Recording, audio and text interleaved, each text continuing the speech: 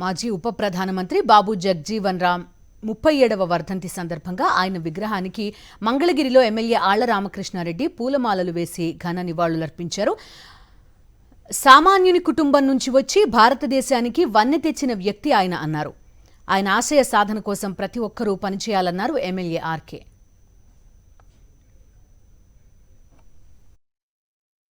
భారతదేశ మాజీ ఉప ప్రధాని, అదేవిధంగా కేంద్ర ప్రభుత్వాల్లో అనేక కీలక శాఖలు అధిరోహించి ఆ పదవులకే వన్నె తెచ్చినటువంటి మహనీయుడు డాక్టర్ బాబు జగజ్జీవన్ రామ్ గారి వర్ధంతి సందర్భంగా ఆయనకు ఘన నివాళి అర్పిస్తూ రాజకీయాల్లో అతి సామాన్య కుటుంబం నుంచి ఎదిగి దేశ భవిష్యత్తు కోసం, దేశం కోసం తన ప్రాణాలను సైతం అర్పించినటువంటి ఆ మహనీయుడు బాటలో మనందరం నడవాలని, ఆయన ఆశయ సాధన కోసం మనందరం కూడా పనిచేయాలని చెప్పి నేను అందరినీ కోరుకుంటా ఉన్నా.